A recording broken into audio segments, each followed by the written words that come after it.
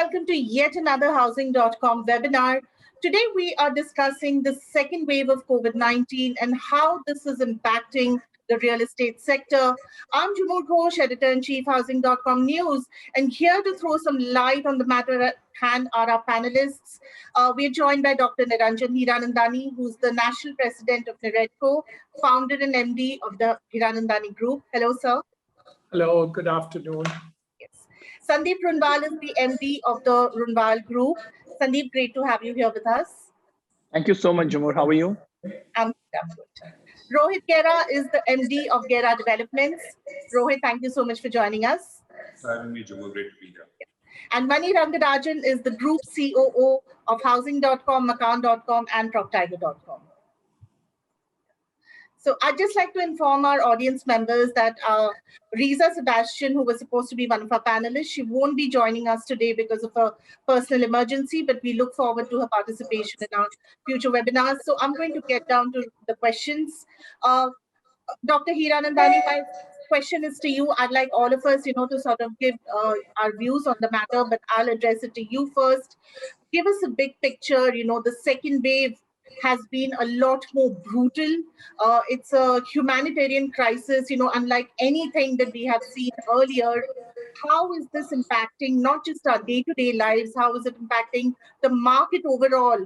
And how is that percolating down to the real estate sector? So what has been your observation so far? I think it's a very, very, very sad story in terms of how the pandemic has hit India on the second round. We were kind of overconfident in January that it was past history as far as we were concerned. And I think we came in very unprepared for this round of the pandemic.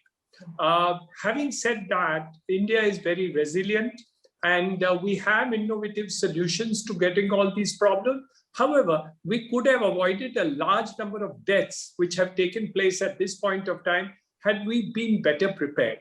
So we have gone wrong in terms of the vaccination, horribly wrong. We have not prepared ourselves for the oxygen and other issues. I think that has gone wrong. And the saddest part is that the capital of India is the highest affected, which I think is something we're sorry state which we should not have been. However, look at the positive angles. The positive angles being that the fact that we've been able to still grow the economy at the back end.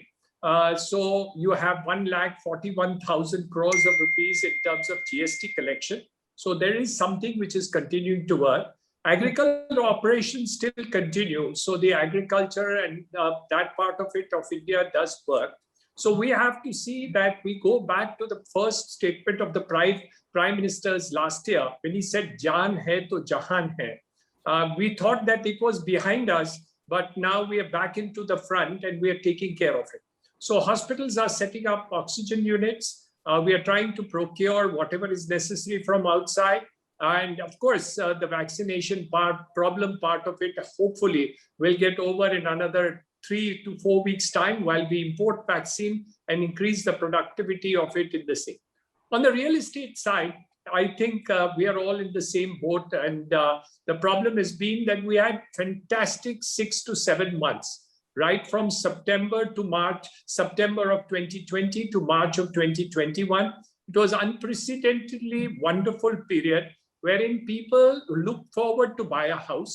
They felt that a home is where the heart is, but actually where the life is. And people worked from home. That was another thing. The third was that when they wanted a better quality of house, they needed a bigger house because the husband was working from home, the wife was working from home, the children were studying from home. All this required better space, better quality space, and bigger space. So larger apartments also got sold along with the affordable segment of it. So real estate saw a boom, which was wonderful during this period. And of course, April onwards, as the pandemic has settled all over, has put its roots all over the country, there has been a setback. One positive angle is that unlike the previous lockdown, real estate and construction for those where you have workers on site are still continued to do. Highway constructions are continuing.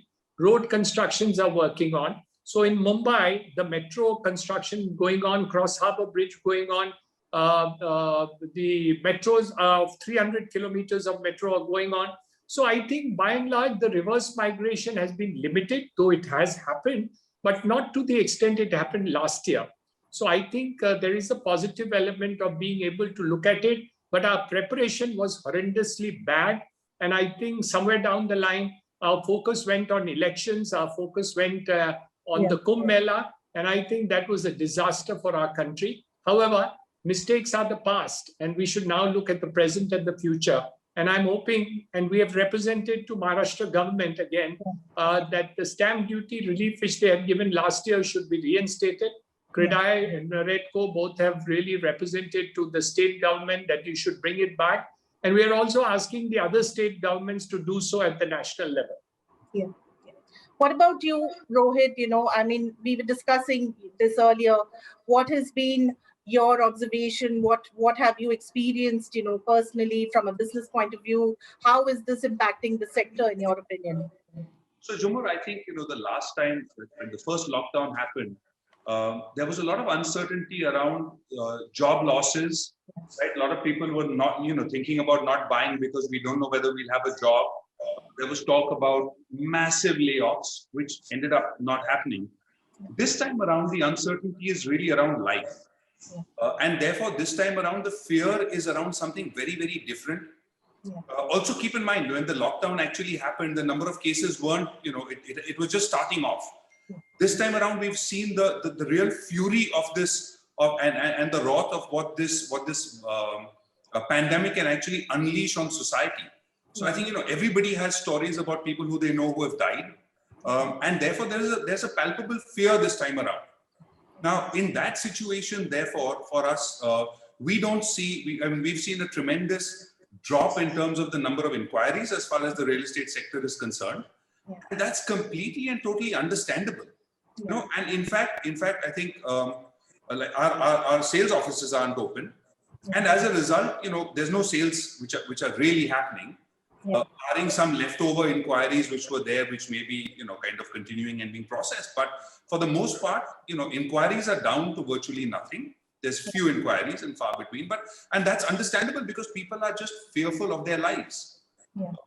There's talk about at what level does this impact, and as before, the biggest hit, and this time around for people who are stuck at home, we are much more geared up and much more equipped to work from home. So, a lot of the customers who are able to buy homes have seamlessly moved back into work from home.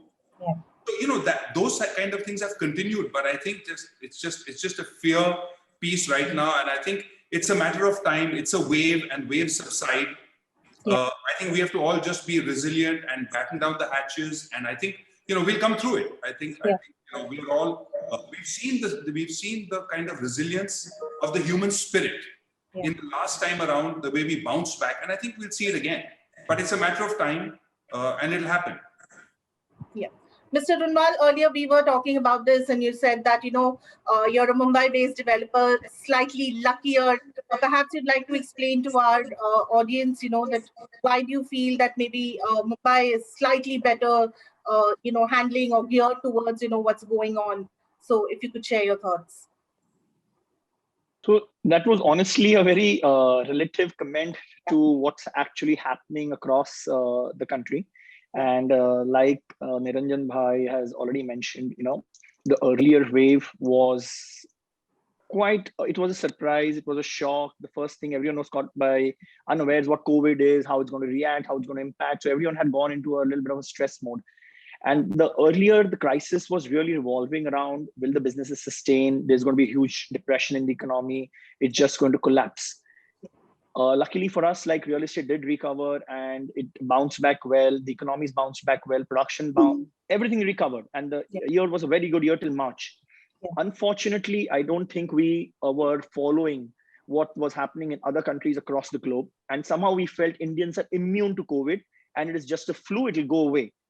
And that really has shaken everybody up. And we are seeing the effects of all of our lack of preparedness for handling the second wave across the country.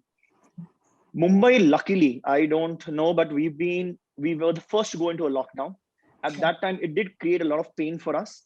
But now in hindsight, we think it was a very, very good decision. And because of that, the numbers have stabilized very quickly in Mumbai. We hit a peak of 11,000, I think 10 days ago, and now we have stabilized at 3,500, 4,000. And I think yesterday's numbers were 3,000. Yeah.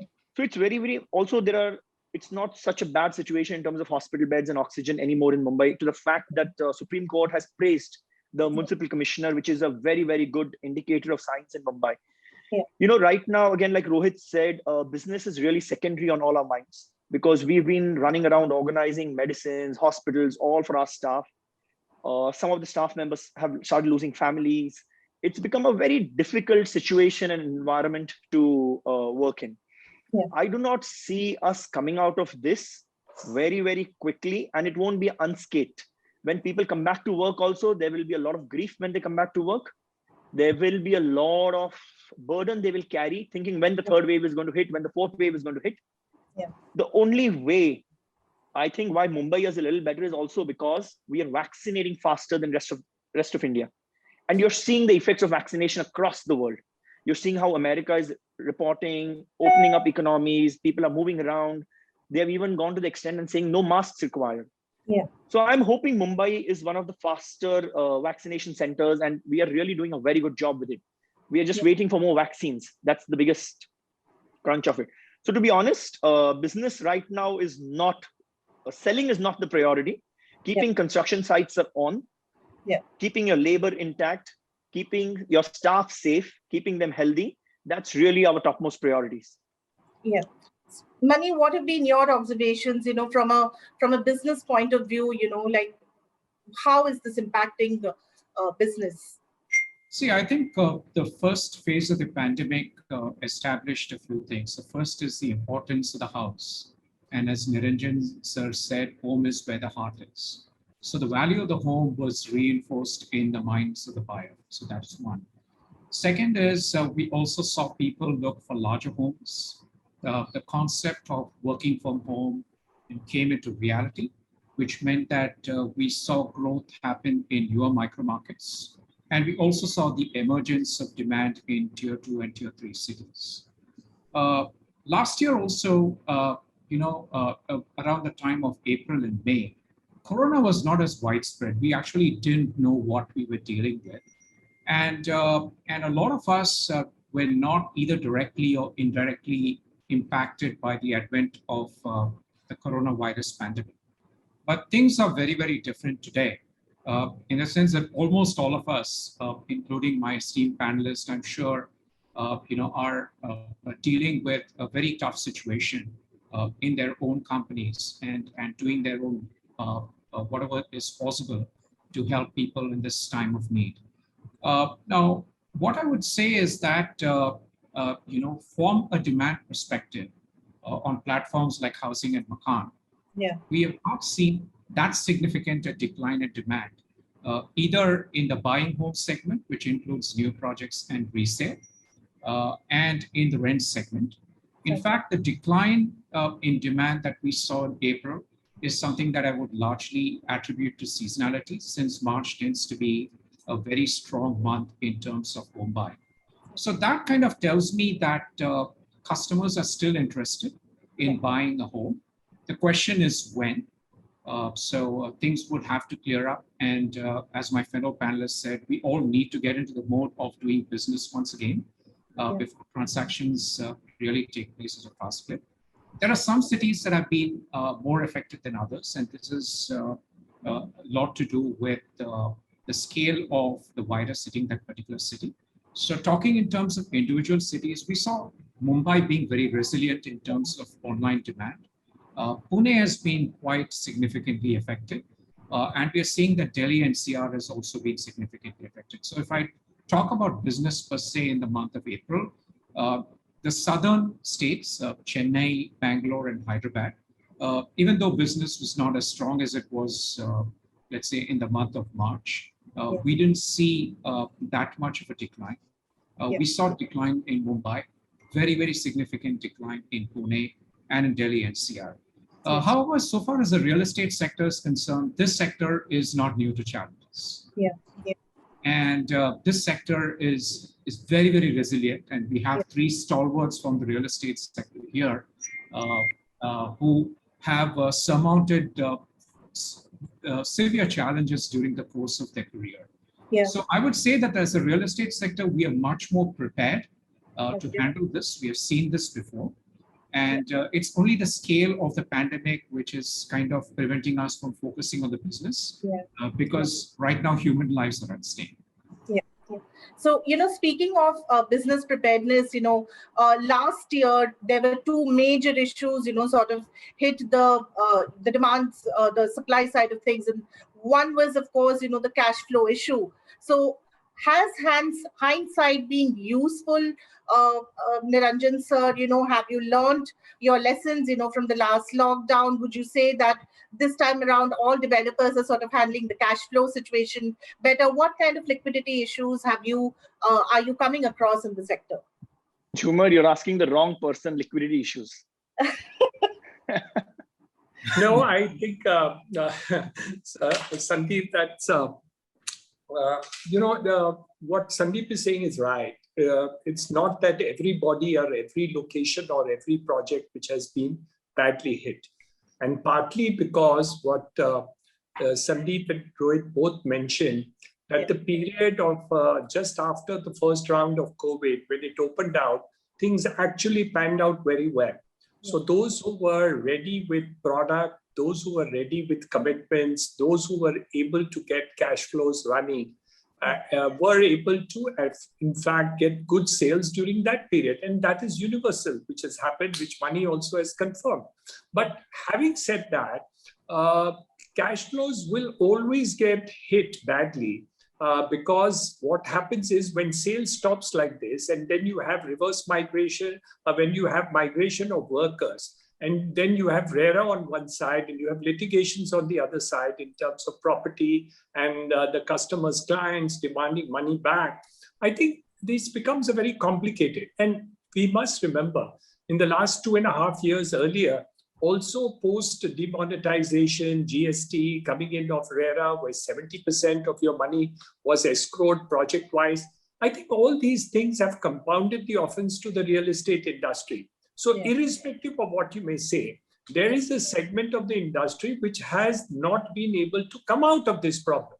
And hence we are representing all the time to governments, to the finance minister, to Reserve Bank of India, that we do need much more help in this segment, then along with the other segments, of course, that this segment also needs it.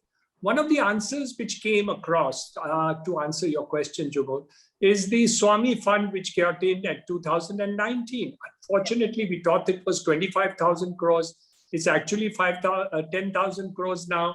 And the dispersal is only 5,000 crores, when in reality, we require 1,25,000 crores to get out of this mess. So we have a long way off, and Rohit has a lot of experience on the finance side. So maybe he can give us other suggestions as to how to really pull out of this scenario in terms of negativism of cash flows for projects which are actually stuck.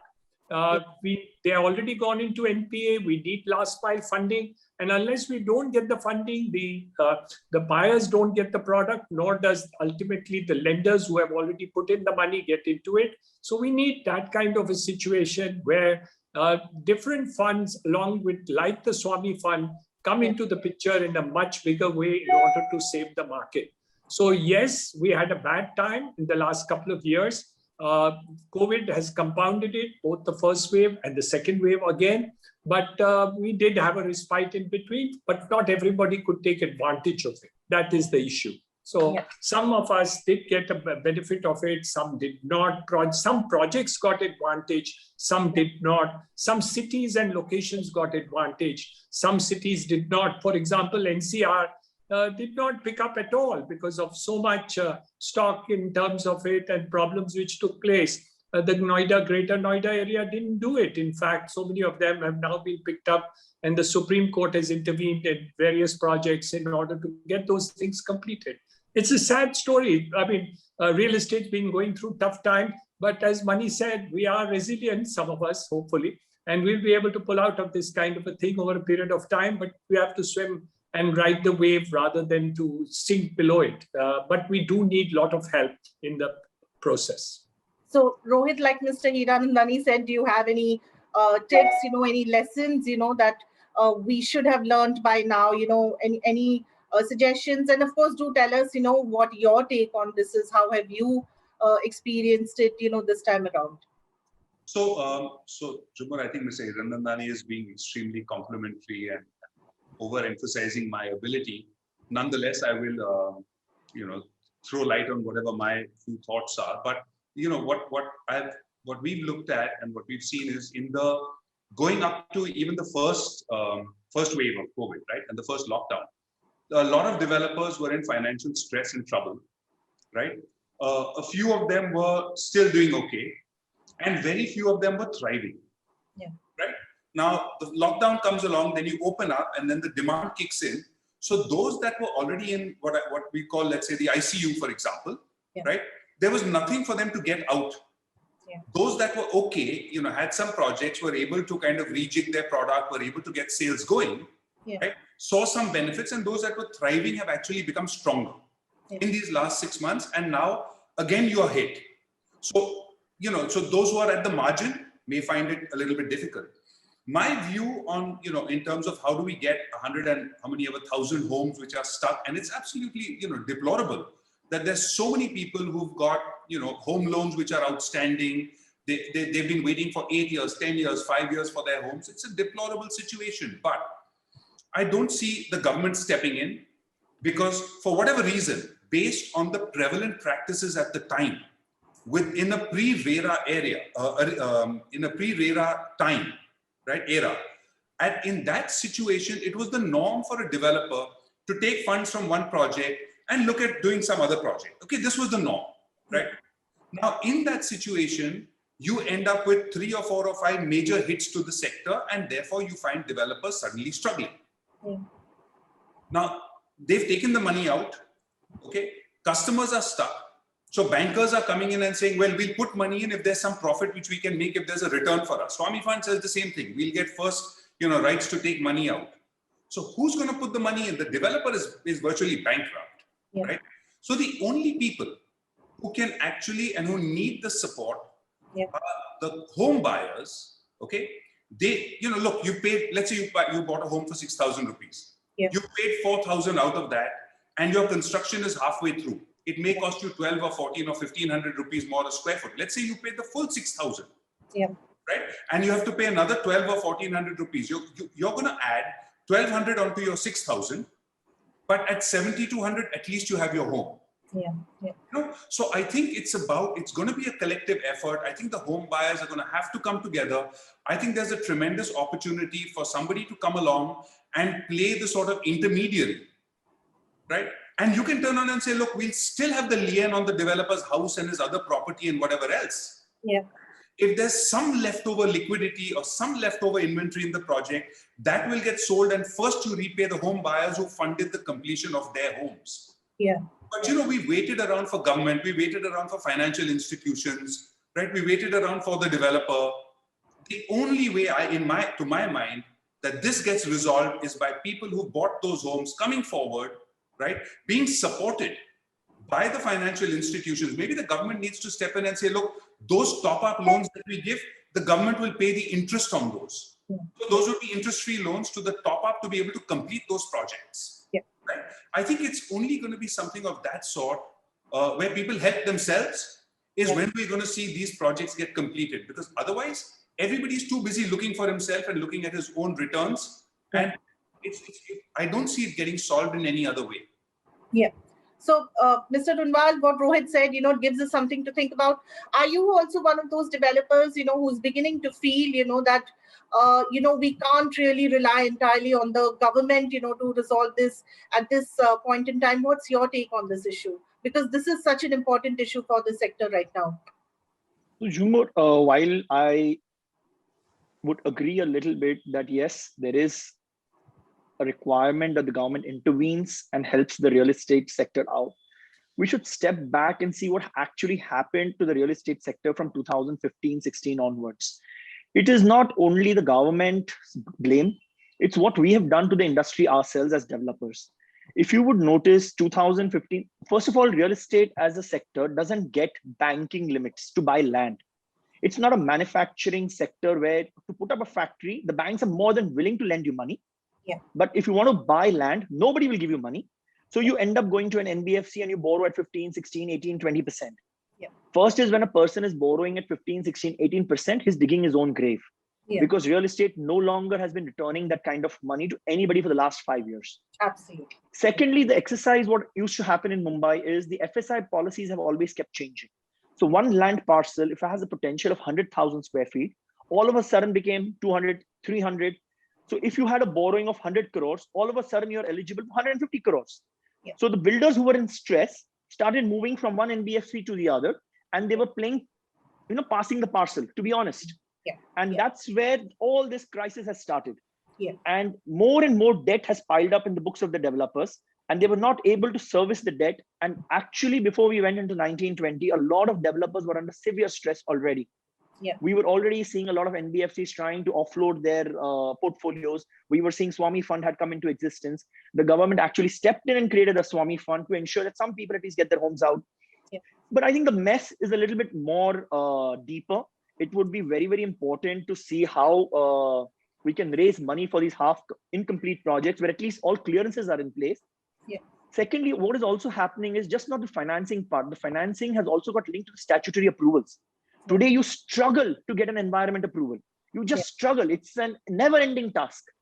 If your approvals don't come, your meter is on at 15, 16%. You're on a treadmill. You just cannot get off it, because if you get off it, it'll kill you. Yeah. So if environmental clearances are delayed by 2 to 3 years, which a developer had not, made it a part of his financing package, he's already lost so much money. So one is, of course, we have had over leveraging. Secondly, is the over leveraging was a creation because of approvals not coming into play. Yeah. And I think when we went into the pandemic, we were already in stress. Actually, the pandemic's after effects has been a lot of people have been able to sell the inventory, and the sector came out much more stronger in terms of cash flows than what we expected or anticipated. Yeah. I would only think is if a lot of people did not use the last 8 months as an exercise to clean up their balance sheets and reduce debt, we are going to be seeing them getting into deeper trouble in this year, because 3 things. Last year, RBI gave us morats.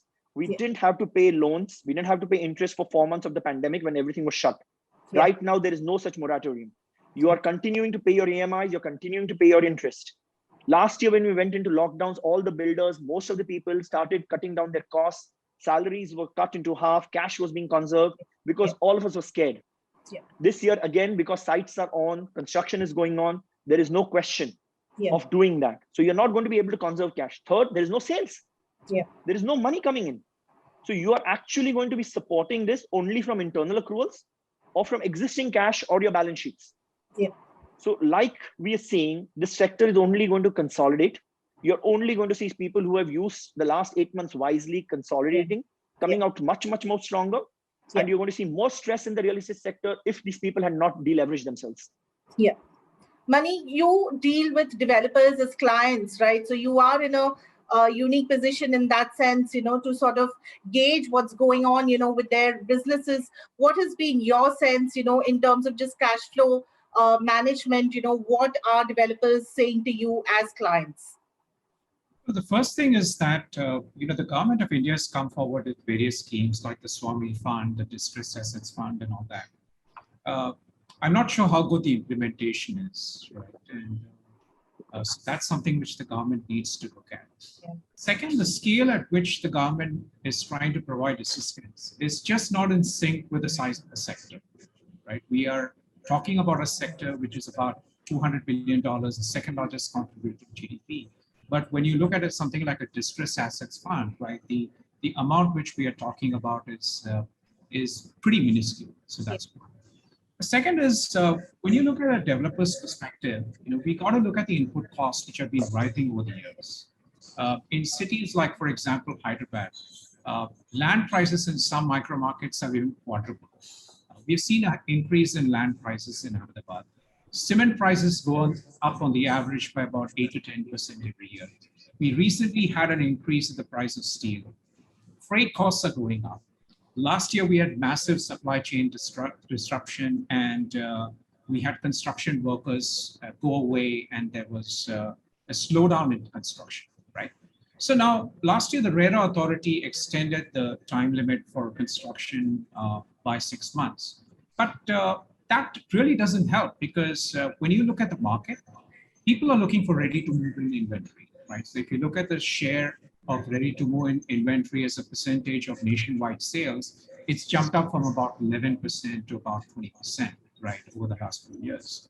And when construction slows down and when the economy slows down, then consumers slow down in payment, right, which adds further stress onto the developer, because you have a moratorium for four months. But particularly in the cases of affordable housing projects, where consumers tend to get hit the first and who are most badly affected because they have savings, they are not in a position to pay. So where does the developer construct, and where's the cash flow for the developers to construct from? In fact, I'm sure that all my fellow panelists will agree, we're saying that the whole stamp duty cut was like a lifesaver for Maharashtra real estate. In March, the volume of transactions that were registered was 3x that which we saw in March 2020. So other states should also follow suit, and the Maharashtra government should extend the stamp duty cut, because at least there is an incentive for consumers to buy across the board, particularly in the luxury segment. A 3 to 4% reduction in prices not something to sneeze at. So I'd like to shift gears a little and sort of move to the, the demand side of things. And I'd like to mention, a study, which a US-based think tank called Pew Research Center that they brought out, that during the pandemic-induced lockdown, during the economic slowdown, India lost around 32 million of its middle-class people. They've now been pushed into the poverty segment. That translates into the Indian middle class shrinking by 1/3. Now, for organized players such as yourself, the urban middle class obviously forms a very important part of your market segment. So from a business standpoint, does it worry you, Niranjan sir, that the Indian middle class seems to have considerably shrunk over the last 1 year? How do you think this will impact the business? I think I was ASSOCHAM president, and I'm the immediate past president. We saw a 23% decline last year in the overall GDP situation up to November of last year. But we predicted in January of 2021 that there would be a 10% increase in GDP by December of 21. Now, this is something which I need to project, because we do agree that the problem of employment has been severe. But if overall GDP growth does come back and we are able to handle the pandemic, not the way we are doing now, but much better and more effectively, we could put the economy back to track. Now, if the economy gets back to track, the employment will come back. Maybe it won't come back in 1, 2 months, 3 months, but in about 6 to 12 months, we think it will come back. So that's the first suppositions that we have brought on the thing. And if you look at the kind of players which we are talking about, look how steel is going up, look how cement is going up, look how the other companies have performed. IT companies have performed a growth of 23% of the top line, 23%. This year, in spite of the lockdown situation, they have employed 25,000 workers more in this pandemic period. So, I mean, there are green shoots everywhere which are available. So while saying yes, that the situation is morose and terrible and hurting, and those people who are out of jobs are certainly going to do that, if we can put everything back on track quickly and not as ineffectively as we have done earlier, and we are really able to make our ideas correct and all, then just like the good and bad developers or good and bad any other people in different industries, Sandeep is doing extremely well. So, I mean, you have exceptions prove the law. In fact, he wants to buy a plot from me. So, things like that are also happening. Can you imagine in this pandemic, he's asking for it? So, you do get different elements in the same industry, but overall.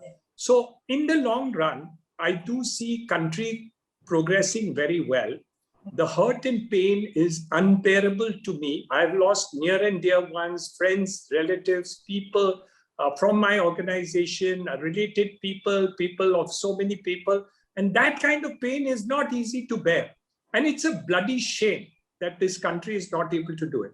But if we can put those things on track, and we can, that's the problem. What hurts is not that this was something impossible to do or we could not fathom it.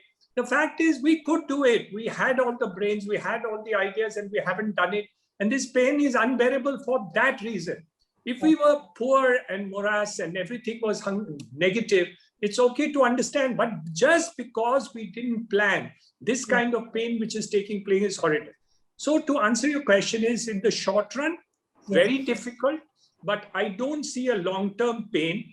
And obviously, we have to ride the situation through this pandemic in order to be able to survive so that we can take advantage of any growth positions in the future. So it's now a matter of survival, both in terms of Jaan and also Jahan. So your economic survival is also important, and then the physical and mental survival is also important. Both of them have to be balanced and both have to be done. But I'm hopeful that we have gone through a hell of a lot, and we hope to God and pray that we'll be able to survive this also. Yeah. So, Mr. Runwal, do you agree with what Niranjan sir said, that hopefully this doesn't have to be a long-term impact, especially on the market size? Is that something you think could happen? So first, Niranjan Bhai is very kind for all the kind words he uses for me. But I have to, frankly, I admit and agree that what Niranjan Bhai says is quite true, that it is a short-term phenomenon. It is, and we saw that very well in the first wave. We saw how quickly the markets rebounded, and we were on the process of recruiting. So although we would have lost, the data, according to me, would be a little old when we say the middle class population was shrunk and all that. If you would have seen in February and March, a lot of industries had opened up. Everyone was looking to recruit people. There was already you were seeing a spike in existing pay scales, and you were not getting enough people to recruit. So all of us had gone back to the market to look for people as we were expanding. Of course, April has been a big change to the entire story, and we will again have to go through that pain for the next 3 to 6 months. But it will definitely be short term, and we are seeing this across the globe again. With America opening up, there's a rush. You can see cruise liners are full for December. They are back. Every industry, once the vaccinations takes place and the pandemic is brought under control, people want to go back to leading their normal lives. People are going to go back to their jobs. People want to go back to offices. It cannot be work from home for a long term. There are certain sectors in the real estate which are more badly affected than the residential, like the office spaces, like the shopping malls. These may take a longer time to recover than the residential sector for sure. Because again, the decision making there is different. The impact on these properties are slightly different because it'll take time for the people to change their shopping habits again and come back to these malls. So I would guess the next 3 to 6 months, very, very critical from a survival point of view. And after that, it should be, if the pandemic is under control, should be quite okay. All right. So, in the interest of time, I'll sort of move to the last question. So I'll start with you, Rohit. We've been getting a lot of questions, from our audience members. And essentially what they're trying to understand is the short to mid-term outlook for real estate. There are a couple of concerns, which this question sort of addresses. One is, how much of delay are we expecting in the delivery timelines? And all this happening in the market, how is it going to impact pricing? So if you could give us clarity on these 2 points. Sure. So I think the easy answer is unfortunately not going to help too many people in terms of the delay. I think I think most construction sites have at least some reduction in labor. So what's going to happen going forward is how long we are stuck in this, till we resolve COVID-2. So that's going to have a sort of impact. And the other aspect in this is also, what is the current financial situation of the project wherein they've bought, wherein they bought. Now, if that developer is financially stressed, then it's going to be even harder for them to get the cash flow. And like Sandeep said, if there's no sales and there's no new cash flow coming in, how do you fund, it could affect the funding of some of the projects, right? If on the other hand, sales pick up and things bounce back, and we did see a bounce back. So personally, I'm an optimist, and I'm fundamentally an optimist, and my optimism is further sort of strengthened by seeing what we saw between September and March anyway. Right? When the most doomsday speakers were like talking about the death of the world, literally, right? We saw a bounce back, and just look at the results of so many companies which are starting to come out from, as of 31st for the year. They're better than ever, right? Certainly there are some sectors which are suffering. So, but going back to your question, which is in terms of the timelines, I think it's very hard. It's horses for courses, frankly. My own sense is, like we saw the bounce back in September, I think we will see a bounce back come again. We've seen the resilience of the human spirit. We will continue to see that. All the reasons why people, I think work from home is now becoming, all of us as employers are far more open to the concept of work from home. And yet at the same time, you have employees who are working from home saying this is suddenly becoming like, I'm living at work. Right? So and that's because they're in their cramped spaces, the family is tight. So the need for them to want larger housing, for them to want, we've already seen that there was an increase in the size of homes that people wanted, right? Affordability continues to be at 10-year highs. Interest rates continue to be at 15-year lows, right? So it's a matter of time when the sentiment improves and people are not just focusing on life, right? And the fear subsides. My own view is, I think we'll see a bounce back in terms of the sales. But I think yet again, and this is all the more reason that people are talking about a wave 3, wave 4, who knows what's going to come. All the more reason why people who are looking at buying homes must be sure that where they are buying is a safe place and they don't get sort of stuck. If there is a third or a fourth wave, like Sandeep said, then you need those cash flows to come in. Those cash flows don't come in, and you have a problem. So that's the way I look at it. But fundamentally, I'm an optimist. I think we'll bounce back. And are you looking at any impact on pricing? Is it going to plateau? It remains the same? It's going to increase? Because that's another question, that people are sort of taking into account, before making that buy decision. So look, I think in Maharashtra, there's a completely different aspect at play. Okay, and that's on the environmental clearances. For whatever reasons, known and unknown, I think the number of projects that have received environment clearances across the state has been very, very few. There's a long lineup of projects waiting, and this has therefore led to an artificial throttling of supply, right? So when there's a bounce back and you have an artificial throttling of supply, you are always going to see a rise in prices. So this is just something which goes, kind of beyond the pandemic. So the pandemic may have had some impact on that. Because the Maharashtra government was doing, like, in the first 6 months of 2020, they did about 12 meetings, and in the last 6 months, they've done 2, right? So given that, I think that artificial throttling of supply, demand kicking in, is bound to see prices rising. That's just my assessment of it. All right. Mani, what's your assessment, in terms of, what does the, short to mid-term, outlook look like for the sector? I think the outlook is pretty strong. I think the demand for real estate is growing more than ever. Affordability of real estate has improved, particularly in cities like Mumbai, where it almost took like 12 years of disposable income to buy a property. It's come down to about 6 or 7. The value of a home, as we have talked before, has become more important than before. So I'm pretty optimistic in terms of a strong recovery in the residential segment. And in terms of prices are definitely not going to go down. Last year, when the pandemic struck, there were people who predicted that real estate prices will crash by as much as 45%. We have not seen that. Prices have appreciated in some cities, and I do agree with Rohit, given where developers are, given the market dynamics, and given the fact that there's not too much of new supply happening in the market. Prices are likely to rise. In fact, I was in Bangalore in the month of March. I met quite a few developers, and all of them planning on revising the prices upwards. I think people will wait for a while till the whole pandemic eases out. But I see prices definitely go up this year. Yeah. Mr. Runwal, what do you think? Are you anticipating much delay in project deliveries? Any kind of price movement, that you are anticipating? I think there will be, it won't be substantial this time compared to last year. There will be a little bit of project delays, considering the situation stays as stable as what it is, at least in Mumbai, and it gets better only. If it deteriorates further, then of course it changes the whole process of delivery. But Yeah. as on today, if you were to look at it, I would assume there would be a delay of 2 or 3 months, which is not so substantial. And we should be able to recover that during the course of the projects. Okay. Secondly is, there should also not be any shortage of material like steel and cement, which today we are struggling with. So if that continues, stable supplies, then also the market should be okay in terms of deliveries.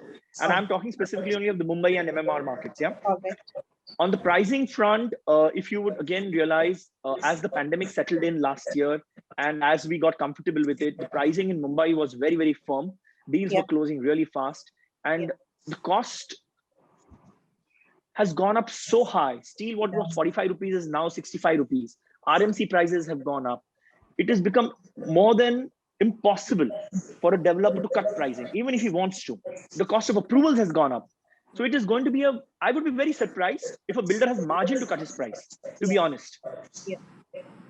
So Niranjan sir, you get the last word. Could you maybe sort of hazard any kind of a timeline, like what kind of delays are we looking at? Will there be any price increase? And I think the one question, on the minds of everybody who works in this sector, at home buyers included, is by when can we maybe see some shoots of recovery? So what's your assessment? It's a very difficult question at the wrong time when the country is going through an earthquake, a shake-up, a tsunami. So it's difficult to say when the tsunami will get over. But I will stand by what Sandeep said, that I think a 3 to 4 months delay would sound normal under the circumstances. And I do hope that the third wave, if at all it comes, is a very light one. And by that time, we have got substantially people vaccinated. So in reality, the economic situation will not be done. What I do see is 2 major changes which are taking place, which are substantial. People are wanting to invest into larger flats. Earlier, if you had talked to me in maybe 3 years ago, I would say the movement is definitely to smaller size flats, and a lot of builders would hesitate to make larger flats. Today, I don't see that thing happening. Many of them, especially those branded developers, are making larger flats and they are selling. So I do see that trend continuing to take place.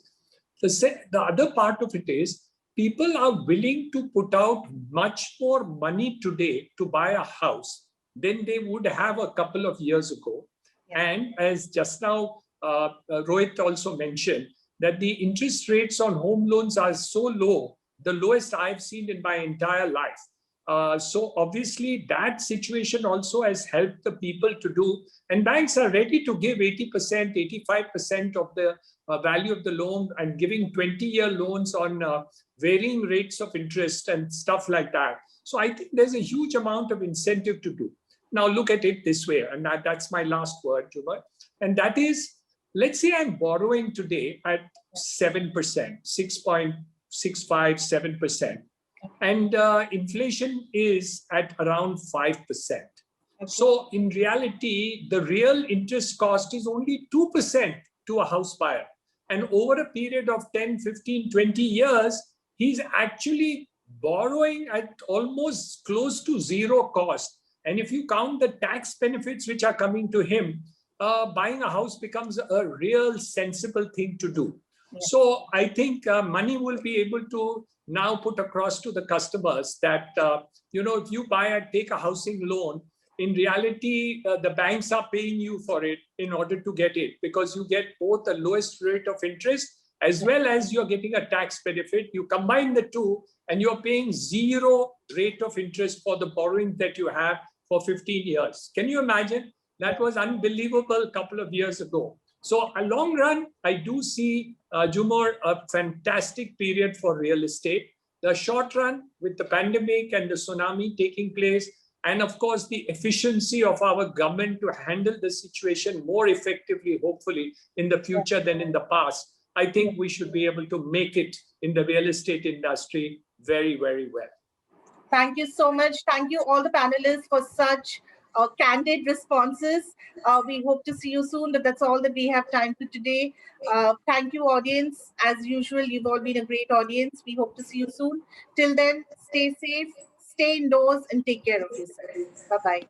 Thank you so much. Thank you, Jhumur. Thank you. Thank you, everyone. Bye. Bye, Sandeep. Bye, Rohit. Bye, Bye, Mani. bye, sir. Bye, Jhumur. Bye, Rohit.